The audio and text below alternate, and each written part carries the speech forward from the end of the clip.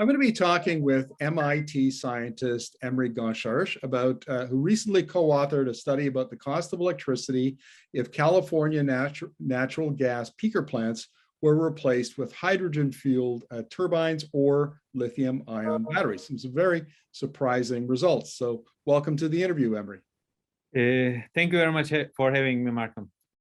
Well, look, your team looked at two different types of hydrogen fuel, green hydrogen, which is made with electricity and hydrolyzers, and blue hydrogen, which is made with natural gas. And then you compared that to lithium-ion batteries. So what were the results? Yeah, so for the electricity part, I just want to clarify that the electricity is exclusively coming from renewables. So we compared three options. One is green hydrogen, which is renewable electricity plus electrolyzers, lithium-ion batteries, and blue hydrogen, which is steam methane reforming of natural gas with carbon capture. And what the study is looking at replacing gas turbine units with one of these options using existing profiles. And what we found out is, surprisingly, there is a place for all of these options. So if we compare like lithium-ion batteries and green hydrogen solutions, what we observed is that some gas turbine units, it's more economical to replace with lithium-ion batteries. For some others, it is with green hydrogen. But across board, blue hydrogen was the cheapest option. One point about that is, of course, blue hydrogen has some emissions, so it's not completely carbon-free, while the others can be zero carbon. Now, is there a role for hydrogen and batteries to play different roles within different storage roles within electricity systems? You know, like lithium-ion, short-term duration, maybe up to 8 hours, and hydrogen for longer duration storage?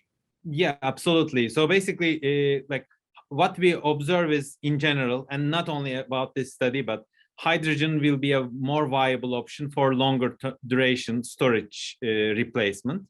But this study doesn't really look into this. Here, we are really comparing existing gas turbine operation with some replacement opportunities. And what we observe is that for units that has a higher capacity factor, meaning you are using more over time, it's more economical to replace with hydrogen. So we can have basically we can have the same parallel. So it's kind of having longer duration energy storage.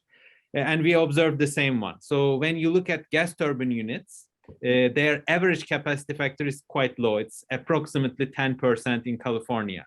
But when you look at the distribution, some of these units are running at very, very low capacity factors, like 1-2 hours per day. And some others are running longer time, like 10-15 hours per day. And what we've seen is that the longer ones are more economical if they are replaced with hydrogen. Now, so you're looking at gas peaker plants, and what is the cost of retrofitting an existing peaker plant, to run on blue or green hydrogen?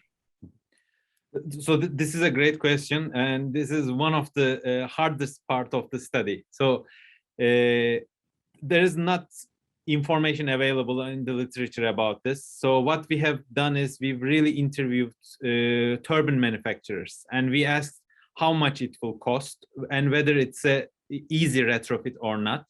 And the answer we got is retrofitting existing gas turbine units, which is mostly replacing their combustion zones from natural gas to hydrogen, is very expensive. It is as expensive as building a new one. So the cost that we have put for this is basically building a new gas turbine units. But of course, like from a building point of view, it will be using same turbine blade, so on and so forth. But cost-wise, it will be as expensive as building a new gas turbine unit. Now, is it safe to assume that when you were looking at the green hydrogen costs in California, where they have a lot of curtailed solar in particular. Did that play a role in your cost calculations, having all that surplus solar? Yeah, so exactly. So basically, for green hydrogen, we are using solar and wind, and also for this one, we are mostly looking at the curtailed electricity. So in the paper also, there is a graph that's looking at the zero cost electricity option. But even if the electricity is $0 per kilowatt, the capital expenditure for electrolyzers, transmission of hydrogen, storage of hydrogen adds up. And that's the reason why green hydrogen is so much more expensive relative to blue hydrogen. And for blue hydrogen, of course, we are assuming that existing steam methane reforming units will have some carbon capture facilities, and then the CO2 will be stored in appropriate locations. Sure, and California has a lot of oil and gas production, so we assume that there will be old reservoirs that would be suitable for carbon for CO2 storage. Now, one of the things that conclusions you came to in your study was that the amount of investment necessary to make the transition will be quite high, and there has to be some kind of carbon tax or carbon pricing to encourage the switch. But in the case of California, I mean, it has cap and trade. Is the cap and trade system it has now, good enough to do the job? So for these cases, it's not enough. For what we've observed is that for these kind of replacement, you need like significant carbon taxes. But I just want to emphasize that this is a very limited study that's looking at gas turbine replacement. And whether this is a realistic study is a question that we need to ask. And also, the reason is when we have renewable heavy system, do we really need gas turbine-like operation, or do we need completely changing the power system structure so that with demand side management or demand side response, so on and so forth, we will eliminate these kind of operational requirements? And this is how we started basically this study. We said that assuming everything goes the same, what will be the cost of replacing gas turbine units with one of these options? And under this assumption, cap and trade will not be enough. We will need massive, very high carbon taxes to be able to justify these kind of massive costs. Right.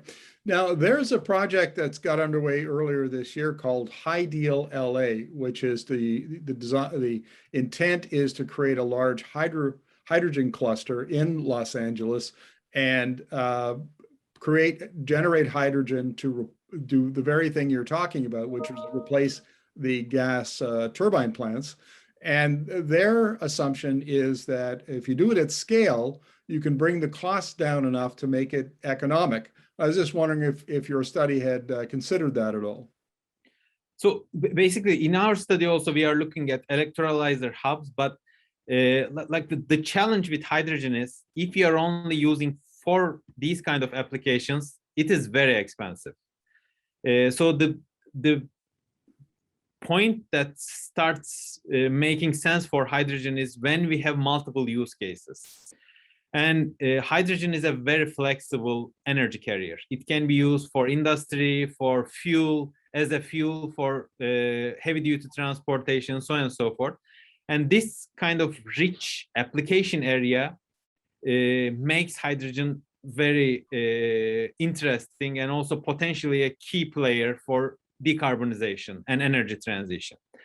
And in this context, if we have other like demands for hydrogen, gas turbine replacement can also be economical.